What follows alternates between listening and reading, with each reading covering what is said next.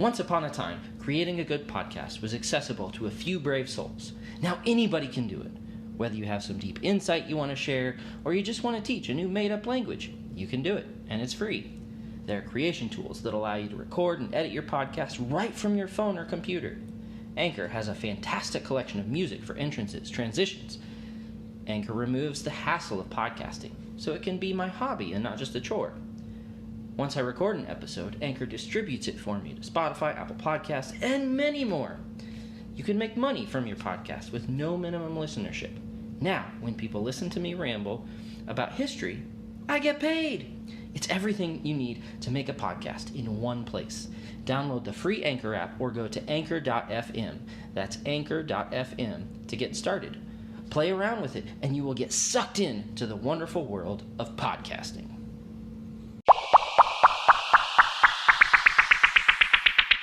Welcome to the inaugural episode of Bite Size History, a podcast that looks at characters or events from history in 15 minutes or less. This is your host, Fish. Whether you're a casual listener or looking for content to share with students to pique their interest, you are welcome. Enjoy the show. And don't forget to subscribe on whatever platform you're using. Benedict Arnold is a name associated with being a traitor.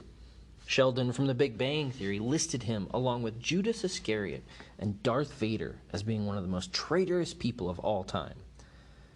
One of my students asked if he was the guy that played Doctor Strange. Nope, sorry, that's Cumberbatch, but you were still close. History is full of villains and heroes. It's easy to put people in these simplified boxes, but there's often much more to the story. What pushes people to make the choices they do? Benedict Arnold was more than just a traitor. Successful businessman, guardian for his younger sister, patriot, friend of George Washington, widower, possible drug addict, Benedict Arnold was a complex man whose life has been reduced to his traitorous acts. There's no doubt he did amazing things for the United States in his infancy, and that he stabbed his friends in the back. But why did he do it? Benedict Arnold was born in 1741, the oldest of 5 kids. 3 of his siblings died in childhood. His father became an alcoholic and spent all the family money. Because of this, Benedict had to drop out of school at the age of 14. A few years later, his mother died. Thankfully, Benedict was able to get a job working for his cousins. His career as a pharmacist helped him support his father and only surviving sister. He was very successful and bought ships to develop trade with Central America. His business dealings were one of the deciding factors in Arnold joining the American Revolution. The Revolution is often seen as the Americans fighting a foreign power, much like many wars. But we forget that they were all British citizens.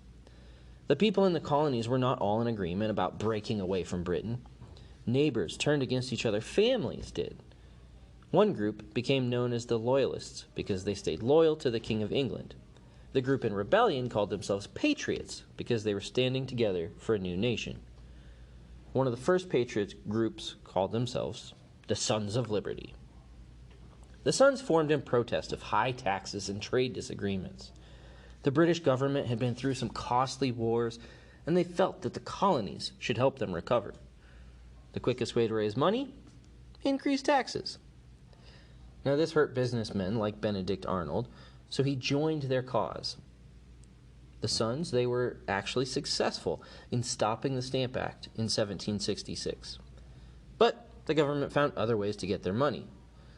The rift between the American colonies and the king grew over the next 10 years, leading to the Declaration of Independence. Among the grievances or complaints listed in the document are for cutting off our trade with all ports of the world and for imposing taxes on us without our consent. Whatever other reasons Benedict may have had for being an active participant in the Revolution, his money was a motivation.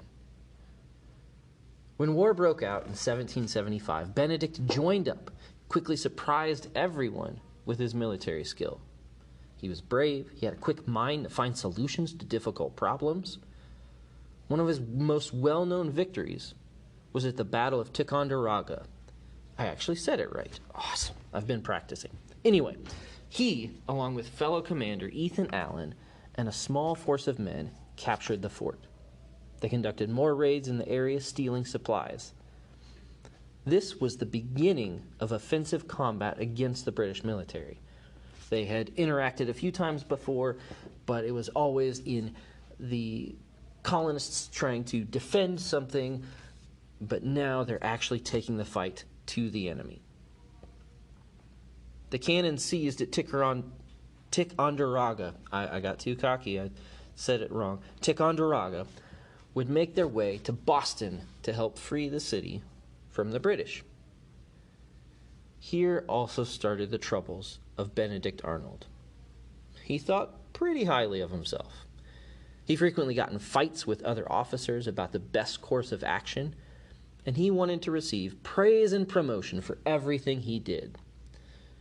Ethan Allen had a similar personality, but he was better at getting along with people. After the battle, Allen took credit for the victory and let everyone know as he traveled home. Benedict stayed at the fort and helped rebuild it with his own money. When a new commander was appointed at Ticonderoga, over Benedict, a new commander was appointed over Benedict. He resigned and headed home himself. Along the way, he learned that his wife had died, so he returned to the army. He jumped right back into things, suggesting an attack on the city of Quebec. Even though it was his plan, someone else was put in charge. This was upsetting. Benedict Arnold was doing everything he can to help the Patriot cause. And yet he seems to keep getting walked over, like he's not even there. Years later, when Ethan Allen wrote his autobiography, Arnold's name did not even appear in his account of the Battle of Fort Ticonderoga. Despite not overseeing the operation, Benedict still participated in the Battle of Quebec, December 31st, 1775. During the battle, he was shot in the leg, shattering the bone. While recovering, some think he started using opium to ease the pain. It wasn't long before Benedict was back helping the Patriot cause. The victories that they had had in the north were now slipping away as more and more British troops poured into the region. Against seemingly insurmountable odds, Benedict's actions helped slow the enemy's advance. At one point, he even led his men on an evacuation across the lake under the cover of darkness. Battle had been going on all day, cannons firing from the ships.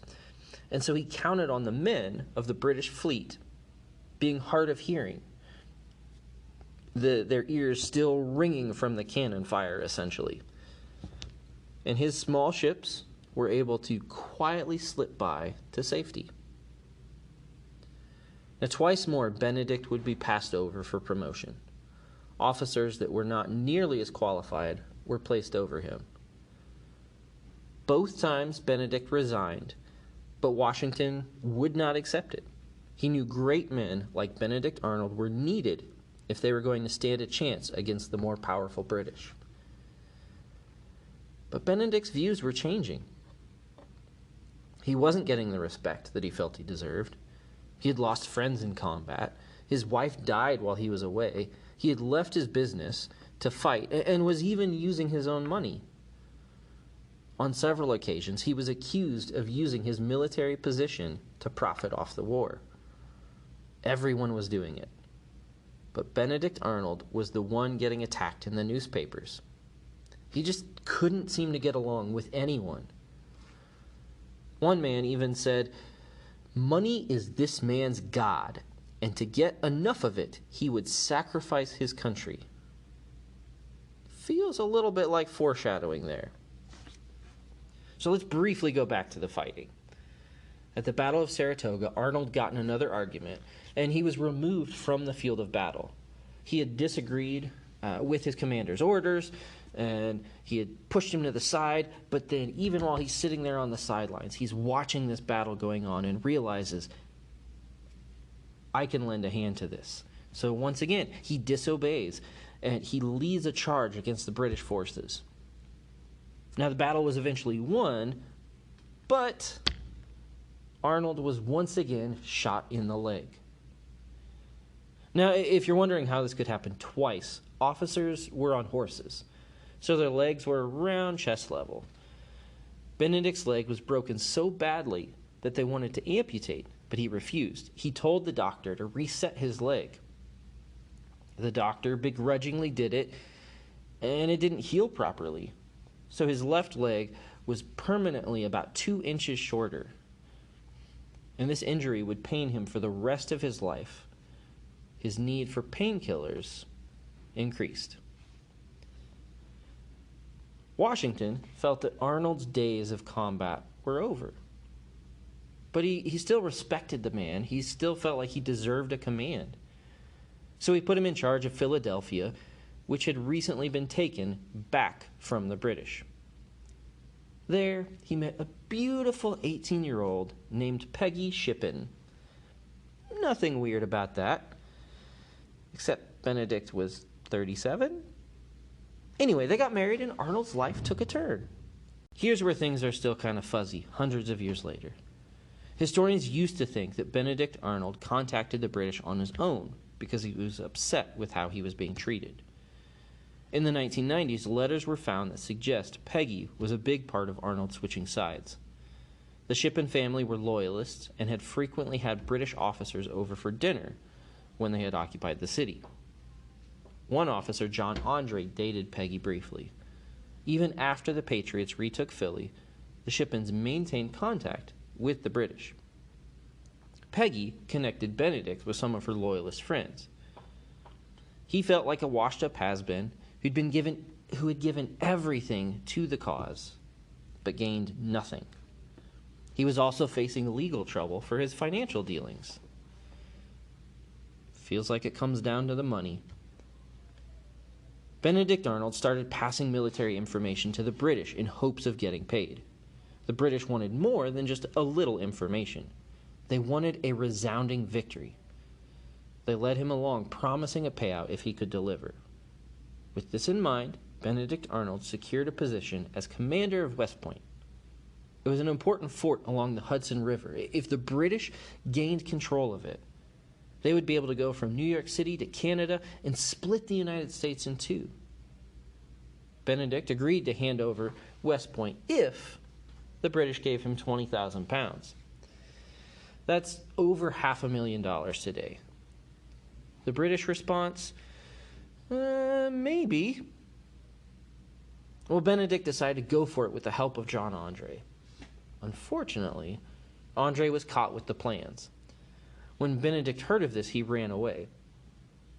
Supposedly, George Washington did not know about Arnold's treachery, and he came to visit him to talk about his legal problems. Peggy Shippen stalled Washington with a delicious breakfast, while her husband escaped to British territory. Benedict, who was so motivated by money, never got enough of what he wanted. The British paid him $5,000 for his efforts, and he went on to have a small British command in Virginia. At the end of the war, he and his wife went to England. They were not well received there. It seemed both sides hated Benedict Arnold.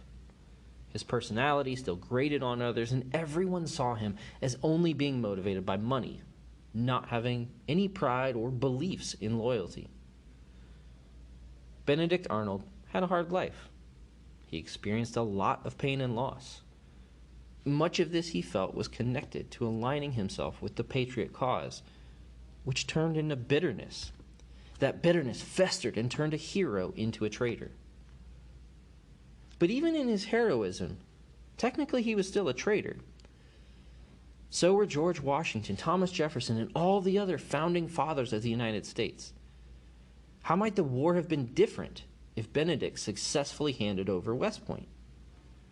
If the British won the war, then he would have been a hero, and the ones we see as heroes would have been hanged. history, it's not nearly as black and white as is often presented. What was the tipping point that pushed Benedict Arnold to betrayal? Does he deserve to be forever associated with traitorous actions, no matter how big or small? What would it take for you to betray your friends or beliefs? Listeners, thank you for joining me on this new podcast adventure. I'll try to produce new episodes every 3 weeks, but that's dependent some on the amount of research needed and the time I have available with all the other things I like to juggle. But please subscribe to Bite Size History on whatever platform you're using. I would love feedback from you on my Facebook page. And that's at Bite SZ History. That is Bite, S as in Sam, Z as in Zoo, History. Thank you, and join me next time for the Great Emu War.